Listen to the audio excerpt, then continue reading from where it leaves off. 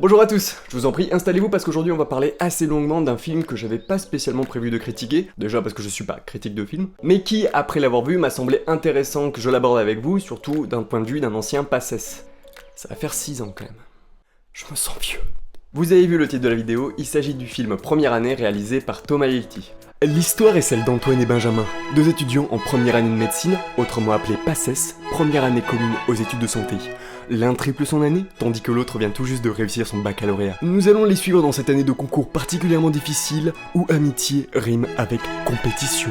Enfin non, ça rime pas littéralement, mais il faut savoir que c'est un film que j'attendais particulièrement parce que c'est la première fois qu'un long métrage s'intéresse à la PACES. Et c'est un sujet que je trouve vraiment intéressant parce qu'il peut à la fois informer et également faire réfléchir sur le système actuel de sélection des futurs professionnels de santé. Et ça tombe bien parce qu'on est justement en pleine réflexion politique sur une potentielle suppression du numerus clausus en PACES. Mais ça j'en parlerai dans une prochaine vidéo. Hashtag teaser.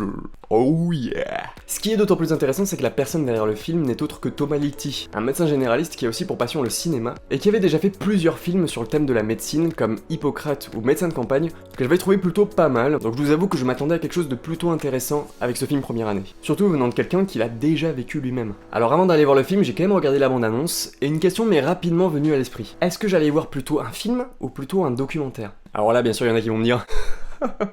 mais qu'il est con, mais c'est des acteurs qui jouent des personnages, donc bien sûr que c'est un film. LOL, mais bien sûr. Mais c'est surtout, est-ce que Liechti a cherché à apporter une vision réaliste de la PACES via son film, ou est-ce qu'il a juste voulu nous raconter une histoire fictive, avec pour contexte la première année? Ou peut-être les deux. Et c'est là que les emmerdements commencent. Alors je préfère le préciser tout de suite, j'ai trouvé dans l'ensemble le film plutôt pas mal. La réalisation est sympa, avec parfois de très belles images, je pense notamment à la scène avec Antoine et Benjamin qui sont allongés sur leur lit, avec tous les piles de bouquins autour d'eux. Scène qui a d'ailleurs servi de promo pour le film. Non mais attends, mais c'est des bouquins pour la préparation de l'ECN que je vois là. Les mecs, vous avez pas déjà assez de boulot comme ça? Concernant les acteurs, Vincent Lacoste qui joue Antoine et William Lebguil, c'est pas facile hein. Lebguil qui joue Benjamin, bah je les ai trouvés plutôt crédibles dans leur rôle. Mention spéciale à William Lebguil, qui s'est fait connaître notamment avec la série Soda, avec Ava Adams, yes. Bah j'étais assez étonné de le voir dans ce rôle un petit peu plus sérieux et voir que bah il est plutôt bon dans ce rôle là, donc c'est assez cool. Et Vincent Lacoste qu'on connaît déjà, qui avait joué dans Hippocrate. Je me suis d'ailleurs demandé s'il jouait le même rôle dans Hippocrate et dans Première année, et non. Dans Hippocrate il s'appelle Benjamin, alors que Benjamin, bah c'est l'autre personnage dans Première année. Tu vois ce que je veux dire? Le scénario est un peu basique, mais bon ça j'ai envie de dire normal, parce que bah on suit deux étudiants en médecine dans leur année de concours, là, on va trouver les moments les plus importants, c'est-à-dire les révisions interminables, l'école qui sont des entraînements que t'as toutes les semaines, les concours blancs, les partiels, les résultats, les choix de poste, etc. Très simple, mais bon ça marche. Enfin bref, je pourrais m'arrêter là et vous conseiller d'aller voir le film si le sujet vous intéresse, parce qu'au final ça reste un assez bon moment de cinéma. Le film arrive au travers des étudiants à nous retransmettre ce sentiment de difficulté insurmontable que représente la PACES, et rappelle avec nostalgie à celles et ceux qui l'ont déjà passé, des moments plutôt sympathiques comme le bordel en amphi, et des moments moins sympathiques comme le concours dans un hangar avec 3000 personnes. Pour l'avoir vécu, je vous avoue c'est un délire. Néanmoins, en tant qu'ancien PACES, je ne peux m'empêcher d'apporter une critique un peu plus nuancée, notamment sur certains points un peu plus PACES pour le coup, qui n'apparaissent pas beaucoup à l'écran, voire pas du tout, et qui auraient mérité d'apparaître à l'écran pour comprendre ce qu'est réellement la première année. Et là je m'adresse plus particulièrement aux futurs PACES qui iraient voir le film dans l'idée de se faire une vision fidèle de ce que représente la première année. N'oubliez pas que c'est avant tout pour vous que je fais ça. Et là, je remarque que toutes les critiques du film sont majoritairement très positives. Je me fous dans une sacrée merde.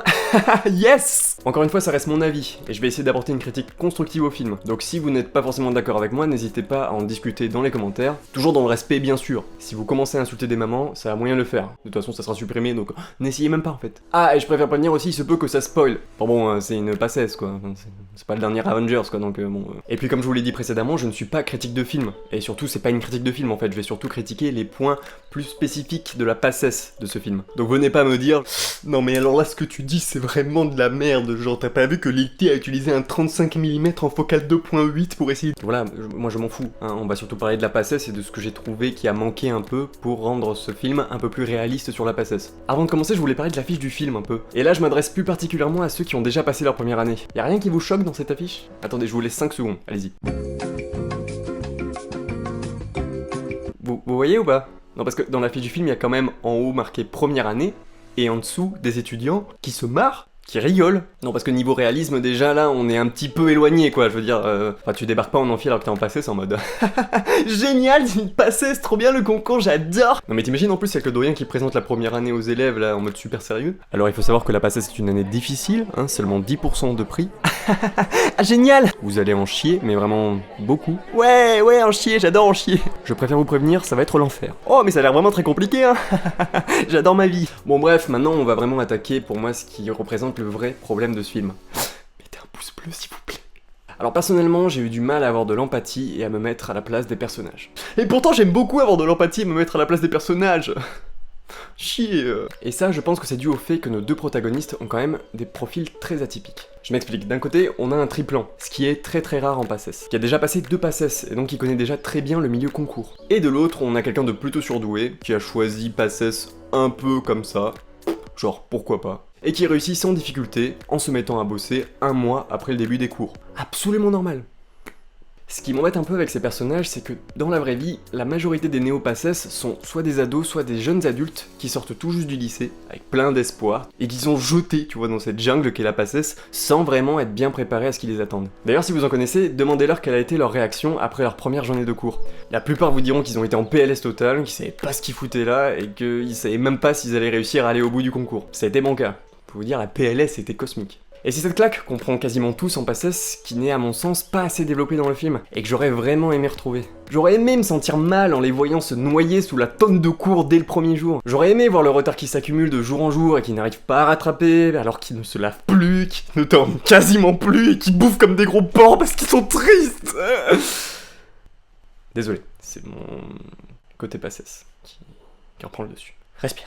Ça va aller, ça va aller. Au lieu de ça, on les voit très bien organisés dès le début, avec un plan d'attaque sur comment répondre le plus efficacement au QCM, comment bien préparer le concours en bossant un maximum d'annales. Et c'est même pas le triplan en fait qui aide le primant, alors que tu pourrais te dire, le mec il a un petit peu l'habitude, tu vois, ça fait déjà 3 PACES qui se tapent, le mec il pourrait être assez organisé, tu vois. Non, c'est le primant qui aide le triplan, tu vois, parce que c'est genre, non. Dans la vraie vie, la plupart des primants ils sont YOLO total au début de la PACES, et c'est petit à petit qu'ils arrivent à prendre le rythme PACES. Et c'est normal, c'est comme ça que ça se passe. Et ces mecs là, on les voit jamais vraiment échouer. Du coup, c'est assez frustrant parce que les mecs, on a l'impression qu'ils réussissent sans trop se faire chier. C'est vrai, ils bossent beaucoup, mais on les voit jamais vraiment galérer de ouf. Genre les mecs, ils en ont tellement rien à foutre qu'il y en a quand même un qui arrive à être vénère parce que son pote est mieux classé que lui, alors que t'es dans le numerus clausus. Si tu continues de bosser, c'est bon, tu l'as, c'est ce que tu veux. Dans la vraie vie, t'es peut-être un peu là en mode ah putain le salaud. Mais en vrai, t'es trop content parce que t'es dans le numérus, putain. Le pire, c'est que dans le film, tu en vois derrière qui chialent parce qu'ils n'ont pas réussi à être dans le numérus et qui savent qu'eux, ils vont devoir bosser 2 fois plus pour pouvoir remonter et réussir à rentrer dans le numérus. Donc forcément, t'as pas trop envie d'avoir de sympathie pour ces personnages-là. Ils ont pas de problème de ouf, ça se passe plutôt bien. Donc tant mieux en fait, Et c'est dommage parce que l'échec en PACES, c'est ultra fréquent. Et c'est une source de stress supplémentaire que le réalisateur aurait pu montrer dans le film, alors que ce genre de stress, ça peut totalement faire basculer un concours. Soit ça peut trop motiver de ouf, soit ça peut te démoraliser de ouf. Et je pense que ça aurait pu être une piste intéressante pour le film. Essayer de développer la psychologie des personnages en les mettant dans des situations de difficulté, d'échec. Le film, il est très orienté métro, boulot, dodo. Mode machine activée, on recommence tous les jours. Et on retrouve pas vraiment le côté humain. Tu sais, genre avec des émotions et tout. On a bien un pétage de câble à un moment donné d'un des personnages, mais on sait pas d'où il vient. C'est jamais expliqué clairement dans le film. Peut-être la jalousie que ton pote soit devant toi alors que t'es dans le numérus? Sérieusement? Et ce pétage de câble, il est réglé du jour au lendemain. Là non plus, on ne sait pas comment. Le personnage s'expliquera en disant « J'ai bugué ». Yes! Normal, tu es une machine et pas un être humain. Ou l'inverse. Pourtant, ça aurait été bien cool, je pense, de faire discuter les personnages sur leurs problèmes perso, surtout qu'ils sont H24 ensemble en fait. Mais non, ils parlent que de boulot. Ça les aurait rendus un peu plus humains et un peu moins bêtes de concours. Parce que c'est aussi ça la PACES, c'est des moments de doute, de peur, de déprime, et c'est là que l'entourage est super important, et qu'il faut en parler et ne pas garder tout pour soi. Le souci dans le film, c'est que l'entourage de nos protagonistes, il est là, mais en même temps il est pas là. C'est-à-dire qu'on ne les voit que très peu, ils sont pas du tout développés dans le film, donc ils ne servent à rien. Alors qu'ils pourraient servir de déclencheur pour une remise en question, se remettre dans le boulot en mode warrior, en mode déterminé. Je pense que c'est arrivé à beaucoup de PACES, c'est moi le premier. Je pense néanmoins que c'est un choix cinématographique de Lil T, de montrer le concours sous sa forme la plus crue, c'est-à-dire du boulot, encore du boulot. Parce que ça permet vraiment d'accentuer sur ce côté débile de la sélection de ce concours-là, en favorisant seulement ceux qui ont les codes, pour reprendre une phrase du film. Mais il faut pas oublier que les personnes qui se lancent dans cette aventure-là sont avant tout des humains, avec des sentiments. Si, je te jure. Pour qui la première année est une année horrible, mais qui est obligatoire pour passer aux années supérieures. C'est une année où on apprend beaucoup sur soi aussi, où on se pose beaucoup de questions, on se remet souvent en question, et on n'est pas juste des machines à répondre au QCM façon réflexe reptilien, comme a tendance à le souligner avec beaucoup d'insistance le film. Et je me dis que c'est un peu malheureux si les personnes étrangères au milieu médical sortent de la salle de cinéma en se disant que leur médecin n'est en fait qu'un robot sans sentiment, qui ingurgite des connaissances comme un gros débile, alors que c'est pas le cas.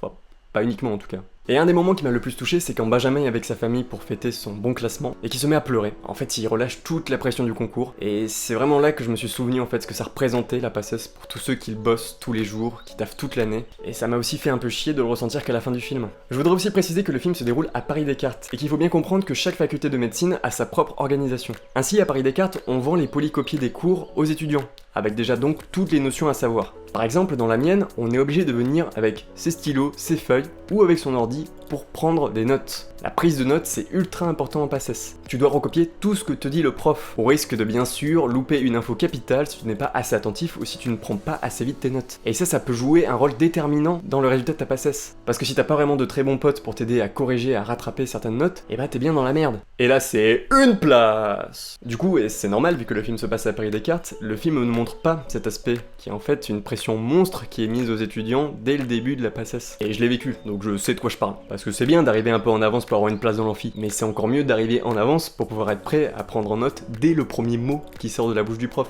Je vous avoue que je préfère quand même le système de Paris-Descartes. Également, on peut voir dans le film les amphis de garnison. C'est en fait les amphis qui vont servir au moment des choix des postes, en fonction de ton classement final, à choisir la filière dans laquelle tu veux te diriger. C'est pas comme ça qu'on fait aujourd'hui en PACES. En PACES, au deuxième semestre, tu choisis le concours que tu veux passer pour la fin de l'année. Parce que chaque concours a des spécialités spécifiques. Moi par exemple, je n'ai choisi que médecine, je ne voulais faire que médecine, donc si je n'avais pas le concours médecine, je ne pouvais pas me rabattre sur dentaire ou pharmacie. J'en profite, vu qu'on parle de l'organisation des facs, pour vous parler du tutorat. Le film l'aborde un petit peu, et j'ai beaucoup de questions dessus, mais le tutorat, il n'y a pas de différence avec les prépas. C'est la même chose, c'est des étudiants d'année supérieure qui vont vous faire des cours, des cols, des concours blancs, qui vont être là pour répondre à des questions, comme dans une prépa. Et je trouve que le film ne met pas assez l'accent dessus, mais les tutorats sont souvent très bons, et vous permettent totalement de réussir votre concours au même titre qu'une prépa. C'est votre boulot qui fera la différence pour réussir votre année ou non, pas le fait de mettre 8000 € dans une prépa. Je termine par la scène de fin du film, qui pour moi est très romancée et pas du tout réaliste, mais là pour le coup c'est vraiment spoiler,